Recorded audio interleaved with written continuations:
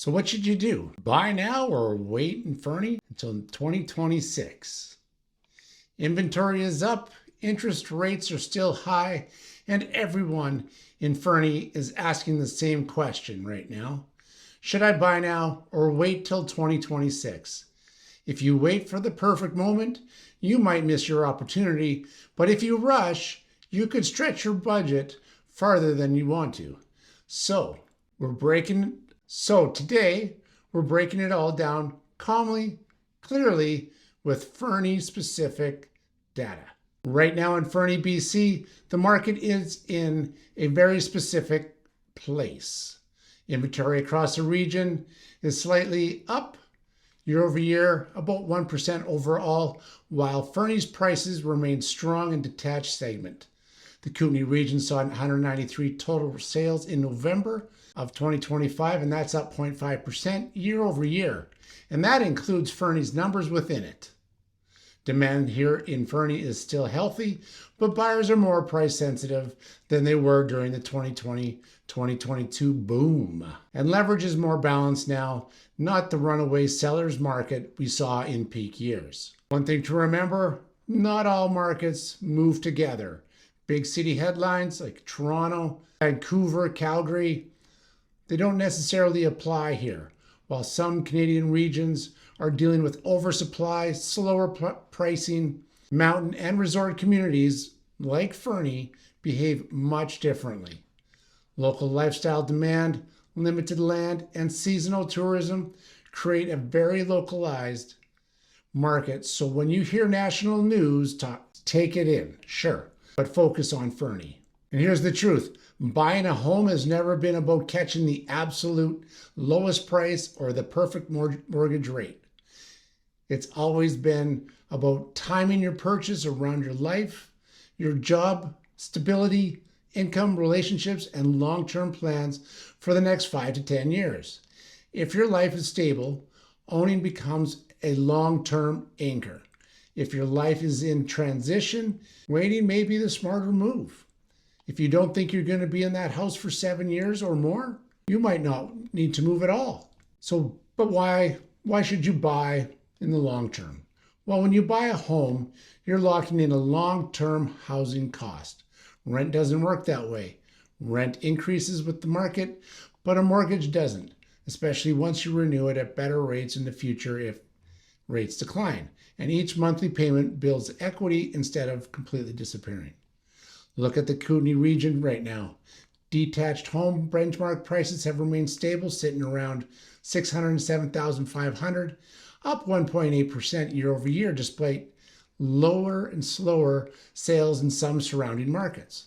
Fernie, however, is its own story, always has been, always will be. The benchmark single-family price here is, take a guess, $1,022,600, and that is up 7.5% year over year. A strong signal that long-term ownership continues to hold value in Fernie specifically. So even during a balanced market, Fernie still appreciates because inventory remains tight and demand remains lifestyle driven. So when should you not buy? Right now? But let's be honest, owning isn't right for everyone today.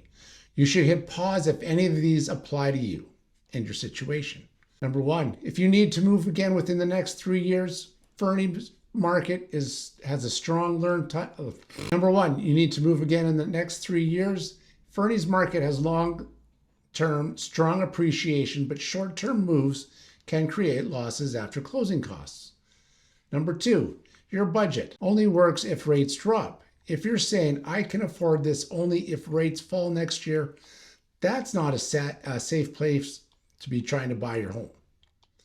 Number three, your credit is weak or your savings are thin. Fernie is an expensive market. You need buffer, especially with benchmark prices where they are. Number four, your job or income is uncertain. Stability is more important than timing. Remember, renting isn't a failure. It's a strategic period to strengthen your financial position so you're ready when the right home appears. Now, if you're planning to wait, that doesn't mean pause your progress. Here's what you can do right now to set yourself up for a stronger 2026 purchase. Number one, you got to focus on your credit score. In today's rate environment, credit can move your payment hundreds of dollars a month. Number two, start your practice paying. Whatever the difference is between your current housing cost and a Fernie mortgage, put that amount into a savings every month. If your rent is $2,000, but your future payment might be $2,800, start saving that extra $800 now. It builds discipline, gets used to you paying that extra mortgage payment, and it will build your down payment on the house. Number three, you want to build 3 to 6 months of reserves. Fernie is a lifestyle market, and ownership here often means unexpected costs, seasonal expenses, and higher maintenance for homes in the mountain climates.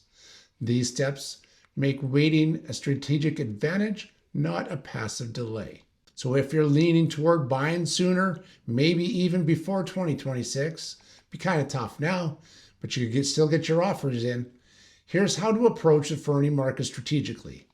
Number one, get a rate or hold your pre-approval right now.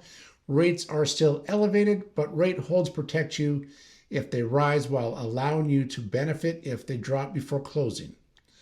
Target homes with longer days on market. Across the Kootenays, single-family homes are taking around 72 days to sell on average, and that's down 16.1% year over year. This means well-priced properties will still move, but others will sit. Number three, understand where Fernie is unique. Detached home prices here are far above regional averages, and the segment remains tight. In November 2025, Fernie had 5 single-family sales, a benchmark price of $1,022,600, a year-over-year price increase of 7.5%. And number four, negotiate based on the property's days on market, not the headline market. A home sitting 45 to 60 days in Fernie may offer room for negotiation. Number five, look for seasonal windows. Fernie typically sees softer demand during late fall and early winter, often a better time to negotiate than during the spring rush. Local market. Here's the quick Fernie market read over the past 30 days, and this is pulled from the Kootenay dataset. Single-family homes, 5 sales, up 25% year over year. Benchmark price, $1,022,600. That's up 7.5%. Townhomes, 3 sales, down 50% year over year. Benchmark pricing on townhomes, $606,600. That is up 5.4%. Apartments and condos, 0 sales, nada, zilcho, down 100% year over year, but benchmark pricing is at $546,800, and that is plus 5.9%. Now, across the broader Kootenay region, inventory sits at 1,394 active listings, up slightly, and overall sales rose up 0.5% year over year. Now, here's your takeaway. Fernie's not collapsing, it's not overheating, it's actually quite balanced with a strong pricing in detached homes driven by lifestyle demand and limited supply. Now, here's the bottom line. Don't wait for a crash, because Fernie isn't behaving like a crash-prone market. I've been doing this for over 20 years, and we haven't crashed. There's been the odd adjustment, 2008. I remember that one like the back of my hand, but that didn't last very long, and Fernie really was in a bubble. Yes, absolutely. Instead, so now you want to watch for your window. If your life is stable, your payment works today, and you've built reserves, then buying a home in Fernie, BC before 2026 may make sense. But if you're not ready, waiting isn't a mistake. It's a preparation.